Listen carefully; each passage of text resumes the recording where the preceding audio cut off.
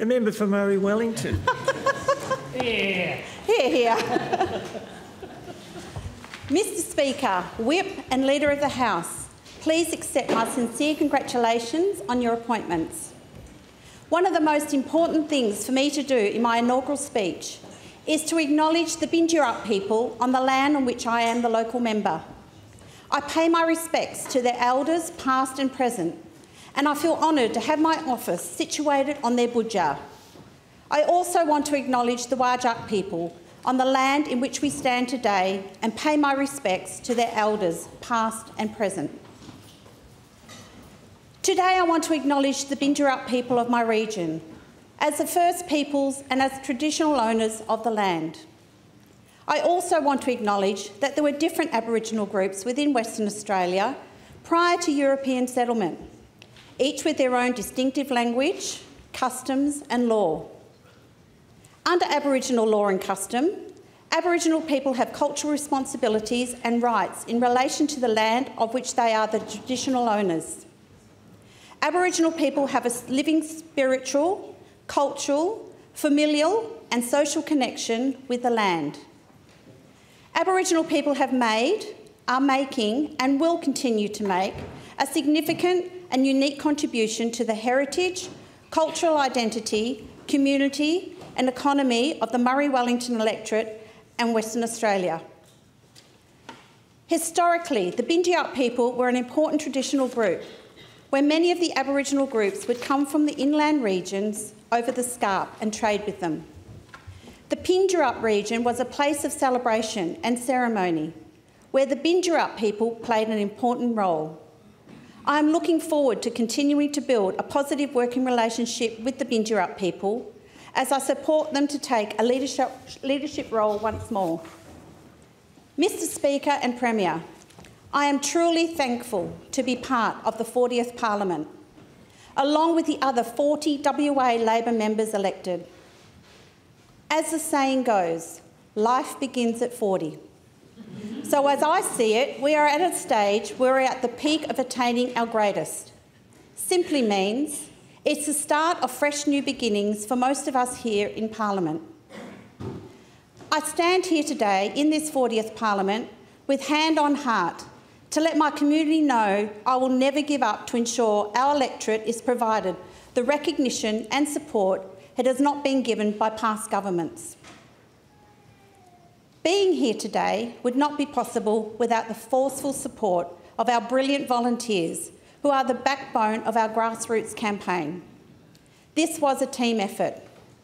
First, to David Scaife, my campaign manager, and my supportive husband, Charlie Clarke, who was our campaign field organiser. Thank you so much for your work and all your assistance. There are too many in the union movement that I want to thank for their tireless and ongoing support. But in particular, I wish to thank Steve McCartney of the AMWU for his guidance over the years in our fight to protect workers' rights, for his gracious assistance and mentoring, the Leader of the House, Member for Mandurah, to my dedicated, hard-working, loyal electorate staff, Lisa Cook, my electorate officer, and Zoe Jones, my research officer.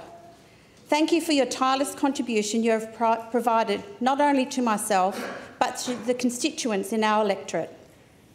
I'd also like to take a moment to acknowledge some guests who are part of this significant night. Representatives from the Shire of Murray, the CEO, Dean Unsworth, Shire President, Marie Reid, Shire Councillor, Patricia Briggs, who was also the former candidate for Murray-Wellington in the 2001 state election, Pinjarra Senior High School Principal, Rob Lawson, friends for many years, to friends I have made throughout the campaign, thank you. To the AMWU organisers and staff for all your support and encouragement. To the Clarke family, who have accepted me as part of your family and supported me throughout this journey. My greatest achievement, my children, Steve, Christina and Cassandra, who I'm so proud of. Thank you for making motherhood so easy because you are all so incredible, talented, funny, independent and fearless. Last but certainly not least, the one man to whom I owe so much, the love of my life, my husband, Charlie Clarke. I've worked a portfolio of careers in my lifetime, and the shared thread that runs through them all is the value of effort and devotion, as they are directly proportional to the outcome. I was an owner-operator of a lunch bar at the age of 19, so I know all too well the struggles of small business owners, long hours, balancing precarious finances to make sure we did more than just simply get through. I worked in the fertile and febrile media landscape of the 80s before having children. Following this, I learned how to balance a domestic life with a career at all ranks from sales and customer service, going up to management in the banking and health industries. I know how important it is to guarantee you deliver on your word. I'm so proud to be part of this parliament when it contains the largest number of female politicians that it has ever held. In standing here tonight, I'd like to take a moment to recognise two women in particular as being forerunners for myself and other female politicians in Australia. The first of these women is May Holman, Australia's first female Labor politician. May Holman held the Dwellingup-based seat of Forrest from 1925 until her death in 1939, making her the first woman in the British Commonwealth to serve in Parliament for over 10 years. She was the executive of Labor Women, actively involved in Young Labor, a strong believer in equal pay, and played a crucial role in introducing the Timber Industry Regulation Act 1926, one of the first bills to bring health and safety regulations to the timber industry workers. The other woman is Australia's first, and as of yet only, female Prime Minister, the Honourable Julia Gillard. Ms Gillard has been a strong role model for myself and I'm sure many other fledgling Labor MPs, not just during her time in Parliament, but also in her post-political career. She stood up to misogyny in politics and is a strong advocate for mental health and women's rights. In the face of significant hurdles, she achieved a great number of positive reforms for the country, both as Minister and as Prime Minister, across workplace and industrial relations, health, disability care and education. This included the introduction of the Fair Work Act, plain packaging legislation, the NDIS and the Gonski reforms. I'm exceedingly proud that I stand here today as the first woman to represent the seat of Murray-Wellington, and I draw inspiration from these two great Australian women as I begin my journey. Murray-Wellington, originally known as Murray, was one of the original seats contested at the 1890 election. It has only once been held by Labor in 1989 to 1993 by Keith Reid. The electorate includes 3 local governments who throughout my campaign were very vocal that this chamber needed a refresher course on the geography of the region, as governments had seemed to overlook it for quite some time. At the northern end is the Shire of Murray, which encompasses the towns of Blythewood, which is one of the original settlements of Europeans around 1842. Coolup and West Coolup, that has an incredible community spirit. Fairbridge, which is renowned for its historical value. Dwellingup, with an amazing discovery centre and historical timber town. Its surrounding timber towns that were razed during the 1960s Dwellingup region fires are Holyoake, Inglehope, Marrinup, Meerlun, Myra, Nambalup, Nirumbup, North Dandalup, Oakley and Point Grey. Pinjarra is where my office is based and has such a rich history. Ravenswood, North Yundarup and South Yundarup, with its unique canals on the Murray River. Stake Hill with its exquisite acreage blocks, Teesdale, West Coolup, West Pinjarra and Whittaker. The Shire of Waroona, covering the towns of Hamel, Lake Clifton, which I have a personal connection with as I spent a lot of time there growing up in the 70s. Nanga Brook, the tight-knit and welcoming community of Preston Beach, Wagerup and Waroona. At the southern end of the electorate is the Shire of Harvey, incorporating the towns of Australind, named as a combination of Australia and India, that last year reached the milestone of 175 years since settlement and has a strong population increase through residential estates such as Kingston and Trendale. Binyup, a strong beachside community. Brunswick, which had just opened its new Pioneer and Community Wall, honouring 17 pioneer families. Kukunup, which is one of the strongest sense of communities that you will see in any town, and a great Wednesday catch-up morning teas at the community hall. Harvey, that has the region's most incredible war memorial. Beela, Hoffman, Lachinault, Mornington. Mylup, that's another wonderful beachside community. Parkville, Rowlands, Udek, Warrawarrup, Wesley, Wakalup and Yarloop. The January 2016 bushfires caused devastation to the communities of Yarloop, Waroona, Preston Beach, Harvey, Kukunup, Lake Clifton and Hamel. 181 homes were destroyed, along with the historic Yarloop workshops and town hall, and sadly took 2 lives. The Ferguson report outlined a number of recommendations following the fires. Implementing these recommendations will be crucial in reducing the possibility of another fire as catastrophic as this occurring again. And I have made it clear to the community that I will fight for this to happen. Nearly a year and a half on, the town of Yarloop is still trying to rebuild, with the primary school reopening this year and families re-establishing their lives. It is important that the people of the community receive the help they need in the long and difficult process of resurrecting their town.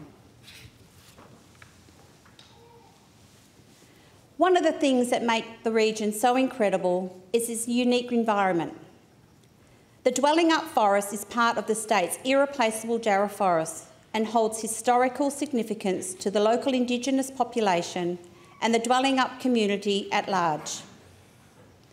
The area is home to a unique range of native flora and fauna, including a number of endangered species. Another key asset to the Murray region is its waterways and wetlands, including Lake Maclarty, Lake Meerlup and the Peel-Harvey Estuary, which is the largest in south-western Australia.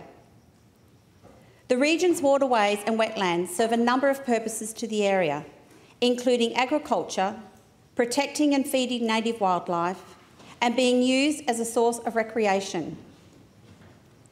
There are a range of threats on these waterways, including those associated with water acidification, declining water levels, land clearing and litter.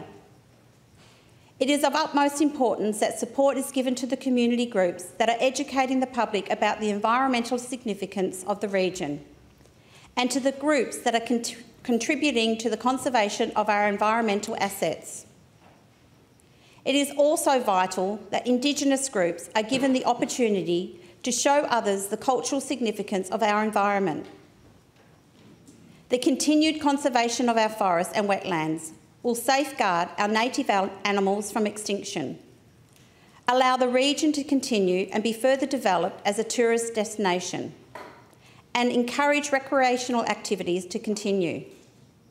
We must remember that the interests of industry are inseparably tied to protecting the air we breathe and the water we drink. Fracking is an issue that many people within the wider community are passionate about. Many people living in the regional areas, particularly the southwest region, are worried about the impacts that fracking will have on their lives and their environment. The lack of safeguards and assurances of safety, consequences from maladministration, intense use of water, seeping of chemicals, waste and impacts on human health are all concerns that people have made clear in regards to fracking. Introducing fracking into the southwest threatens a sum in excess of $1 billion that the region annually adds to the local economy through tourism, as well as the dairy, beef and wine industries that the region is internationally renowned for. The only way to make sure that our environment is protected, that our health is protected, and that our industries are protected is to place a statewide ban on unconventional gas operations.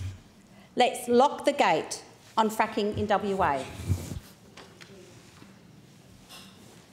Unemployment and the need for job creation are major problems that the region is facing. At 11.5%, the unemployment rate in the region is nearly twice as high as the state's unemployment rate. Many people are left with no choice but to leave the area to find work, and many that manage to stay travel long distances to make a living, with approximately half the working population employed outside the area they live in.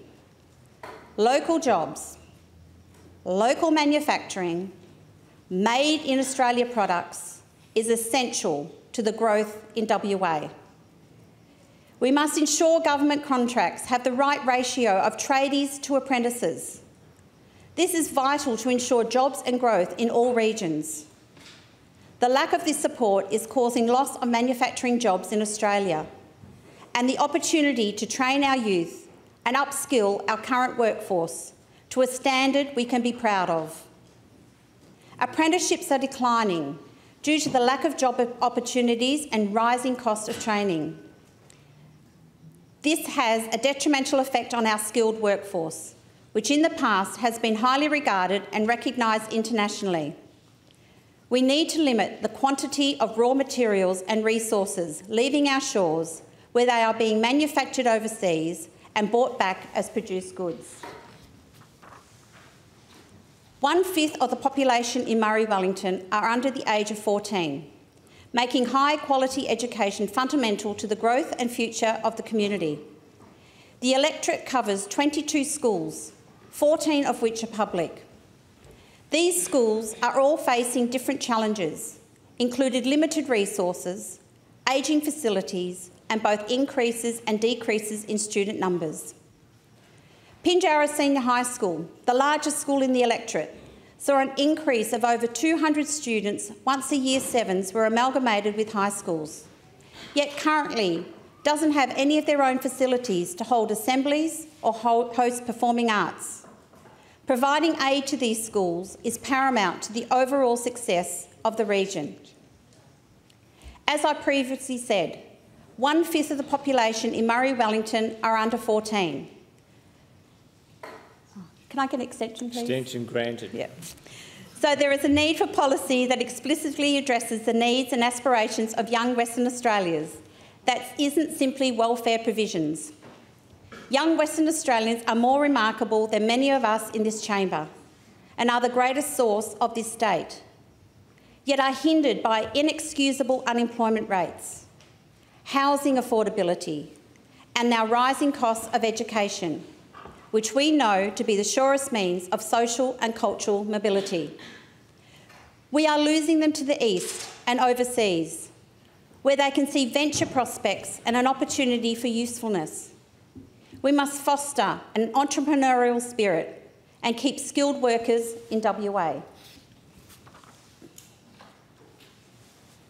Access to efficient and effective health and mental health services is rightly a watermark by we as a community members value our state. The availability of health and mental health services will always be an important issue, especially in the regional areas, where the tyranny of distance compounds suffering, where services are stretched beyond their means, where access is difficult, especially for specialist services such as cancer treatment, or access near impossible for those without financial or familiar support. Although we have 2 limited service hospitals in the electorate, many people have to travel to Mandurah, Bunbury or Perth for healthcare.